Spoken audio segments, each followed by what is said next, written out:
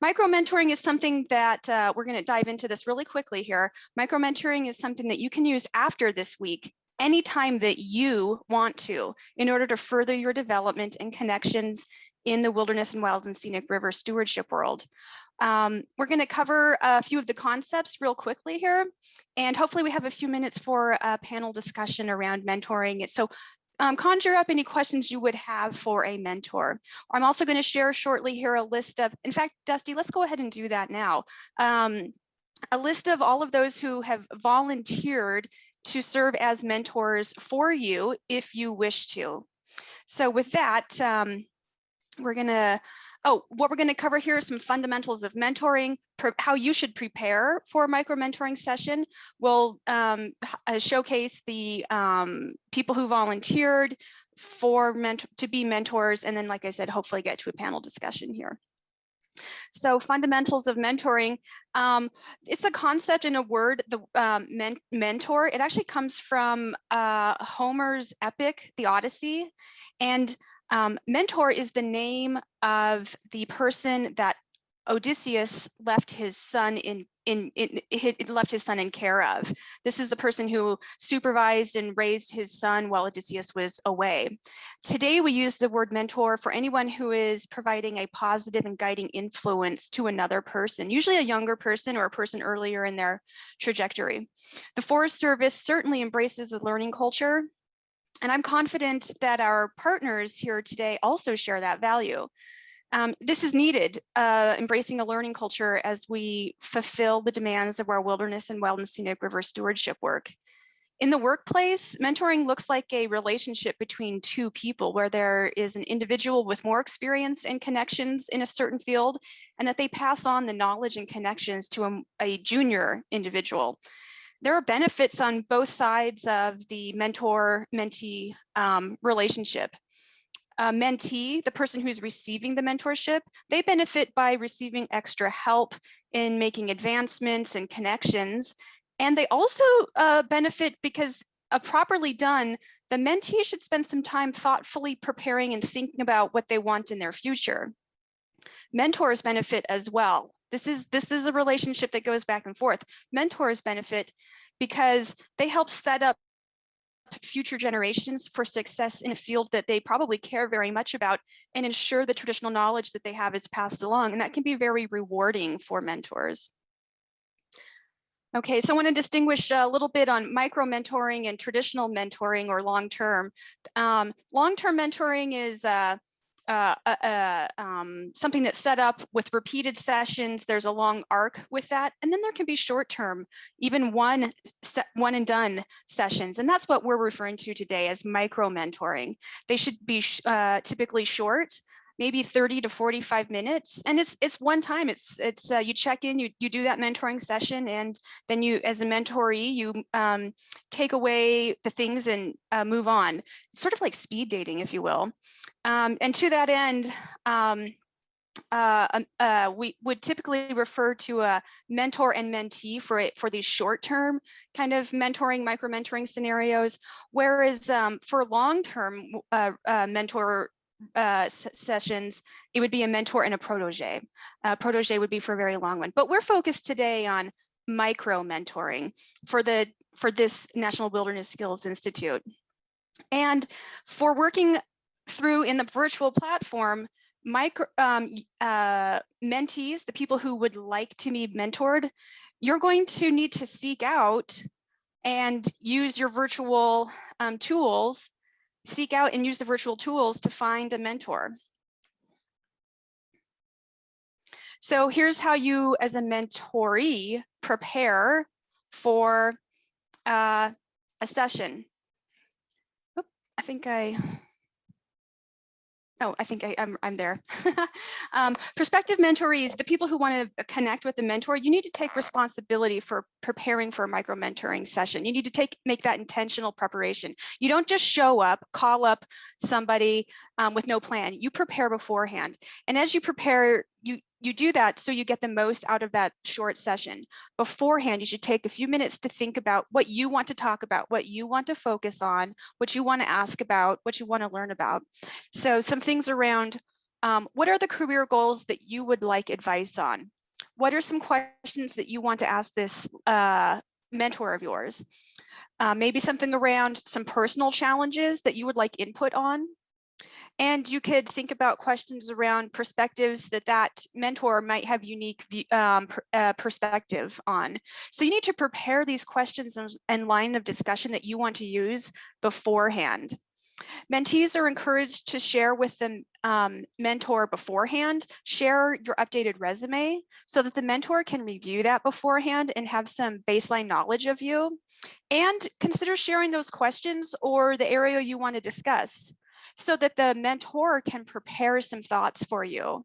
This is what it takes to get the most out of one of those short sessions. For the 2021 micro mentoring session, the people who want to be mentored, the prospective mentorees, it's going to be upon you, your responsibility to reach out to mentors. Don't wait for someone to match you up. It's going to be your responsibility to follow up, contact someone, and request a session. You need to take the initiative there. Okay, so Dusty, I believe, probably put the chat or dropped in the chat a list of the mentors. So this is available for anyone to use. These are people who graciously volunteered to be available as mentors for you. And this is an incredible list. I'm so impressed by the caliber of the wilderness and wild and scenic river professionals on this list. In fact, I personally want to connect with some people on this list myself. So here's how you use this list. You review the biographies and find a person who you think would be a good match for you. Someone who represents the things that you want to learn more about or topics that you may have in common from which you can build a conversation or get advice pertinent to your needs. So I'm thinking on the slide there for those 2 bullets, if you want to work in California in the wilderness or wild and scenic rivers world, well, maybe find somebody who has experience or history there or currently works there, for example. Or let's say that you're a military veteran and you want to connect with someone who has a similar past with that and works in wilderness and wild and scenic rivers. Look through the biography to find somebody who has those kinds of common connections. The work you did to prepare your list of what you want to talk about, that brainstorming I suggested needs to happen, that will help you find who will make the best match for you. And then it's up to you to reach out and contact that person. Okay, so with that, I want to call up our 3 panelists who are representing those from the greater list, from the list of the greater list of mentors, and throw some questions to them. Please plan to start putting questions that you would like asked of a mentor in the chat. I have a few questions, I'll get us started, but if you have a question you want to ask of somebody, we'll keep an eye on that. And the 3 we're going to feature here is Dan Abe. He's the U.S. Forest Service Wilderness Specialist at the Arthur Carhart National Wilderness Training Center. We're also going to visit with Risa Shimoda, the Executive Director of the River Management Society. And we're going to visit with Tim Elling, the Public Affairs Staff Officer from the Daniel Boone National Forest. And honestly, one of the reasons why I invited him is I just love hearing Tim say Daniel Boone National Forest, and I'm hoping he can find a way to work that in for all of us. And he has great stories about snakes in campgrounds. So with that, I want to offer up the first question that I have for these mentors. How about we start with Dan? Dan, here's a question for you. What do you wish you had known when you were starting out your career that you want others to know about? That's a great question. Thanks, Colter. Boy, I think looking back, having more patience and empathy when I was younger and trying to understand other people's viewpoints. It's taken me years to understand that everybody has something to teach you. It's just whether or not you're going to take the time to learn from them. I think that would be my short answer. Thanks, Dan. Let's throw that to Risa too, because it is an important question. What do you wish you had known when you were starting out in your career, Risa? Risa, you're on mute. Thank you, Colter. I think I probably, similar to Dan, I probably heard it, but didn't really quite embrace it. That what was important for me to be successful was the merging of what I wanted to do plus what was important for the environment that I was working in. Not just my boss, but was the job a good fit? Was the environment that I was working in or was seeking to work in appropriate and good for me? Because I went through a couple that weren't, and then became happier when I kind of integrated what was holistically best. Sometimes it's not possible to predict that, but at least if you're thinking about that, it will probably help you be more successful. Thanks, Risa. And let's check in with Tim. What's something you wish you had known when you started out in your career?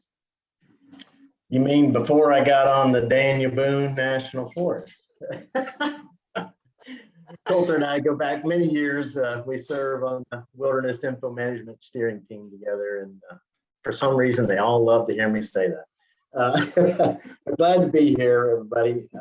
You know, when I was starting out, I had no idea what the options were. I grew up near the Smoky Mountains National Park and spending a lot of time roaming around there.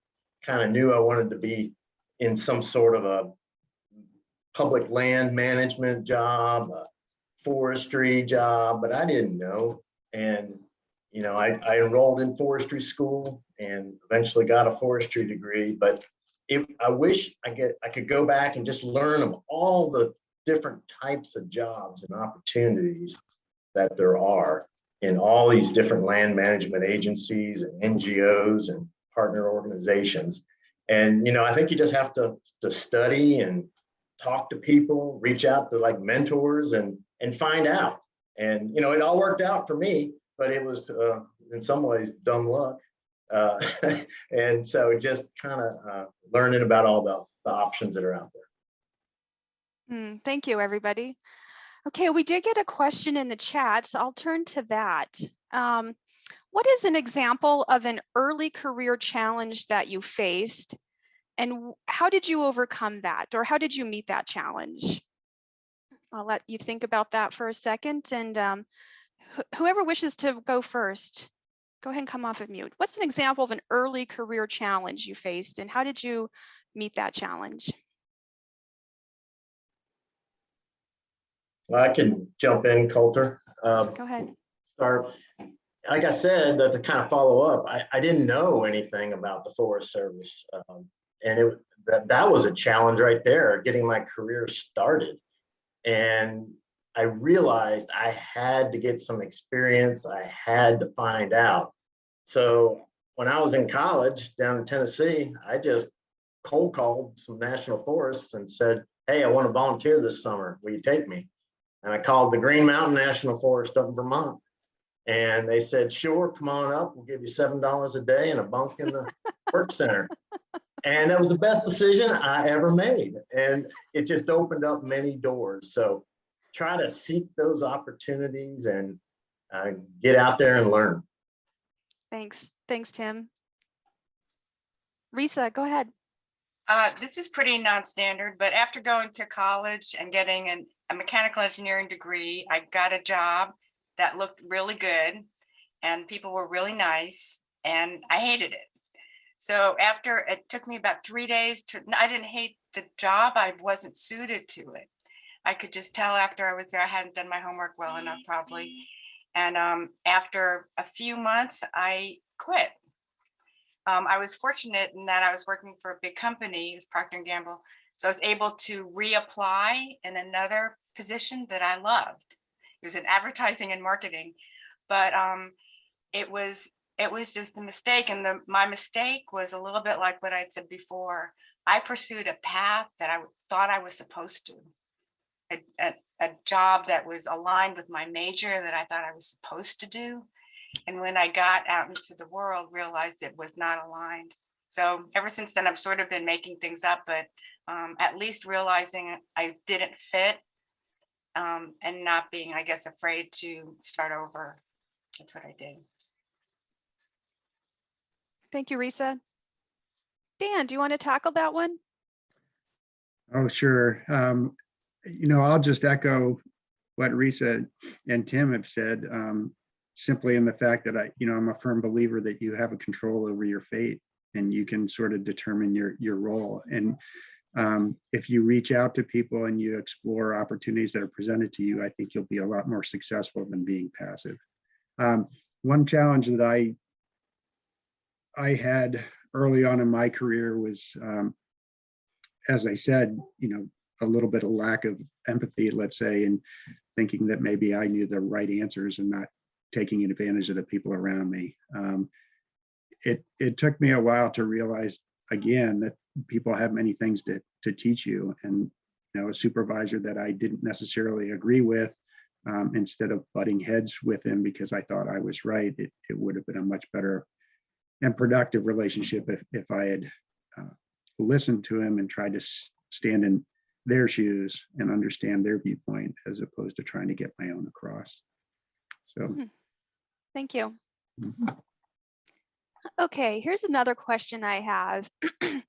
What are a few skills or habits you would recommend for someone to build up or acquire to be successful in this work that we do? Conservation, land management type of stuff. What are a few skills or habits you would recommend people to focus on and acquire?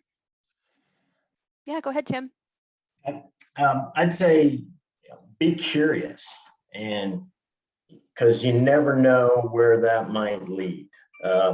Maybe you're a wilderness ranger, but you find out some fisheries group is coming out to do some sampling, and you have an opportunity to ask them some questions, talk to them, maybe spend a little time with them. Or maybe it's fire prevention folks, or the Forest Service and many land management agencies do so many things that be curious, ask questions. I think that's a key one. And maybe sometimes volunteer for something. Like, hey, do you guys need an extra hand? And you never know what kind of doors might open up that you might walk through. Thanks, Tim.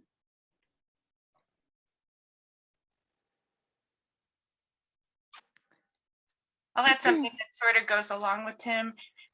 Oops, can you hear me? Yeah. Yes, go ahead. And that is to listen. So ask questions and also then listen, to what folks are saying.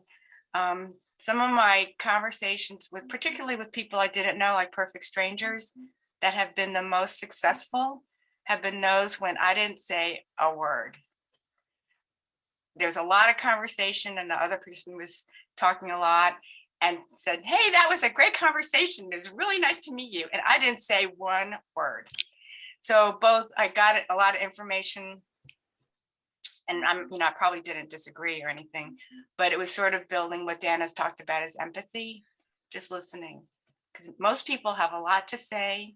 Most people have an opinion, but most people like to talk about what they are passionate about. And it's pretty powerful and it's easy. Just have to sit there and listen. Thank you, Risa.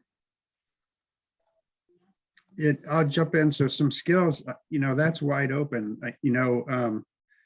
When I started, GIS was a pretty new technology, and the federal agencies weren't adopting it as they have today. So, the newer technologies that are coming up, if you could take advantage of those. You heard this week, how some agencies and some units are adopting different monitoring techniques and the use of new technologies to help with that.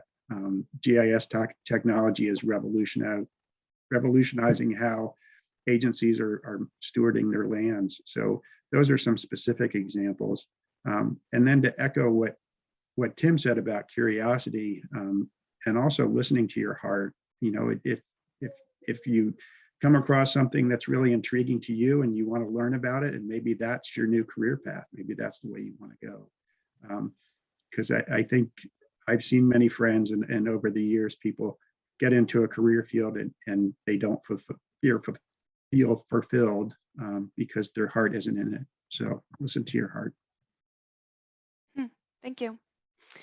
Well, I want to take a moment here and remind our audience here that we provided a list of, I believe it was 19 volunteer mentors. And if you wish to have a micro mentoring session, which again, it's typically one session, 30 to 45 minutes. It's a phone call or a video call. You prepare beforehand. You work up your questions or the area you want to focus on, and you share that with the mentor beforehand. And you also, we recommend you send your resume to them as well. And then you set up an appointment with them and do your micro mentoring session. It's up to the mentorees to reach out. Okay, so those are the reminders for you. Thank you, Dusty, for putting that link in there. And I think I want to close with an incredibly open-ended question here, which is what's on your mind in terms of something you would want someone in your field, and you each represent sort of a different slice of wilderness and wild and scenic rivers work. What is somebody you would like someone starting out in this world to know? Some key thing that you'd say, if this is it, this is a really important thing for you to know. What would that be?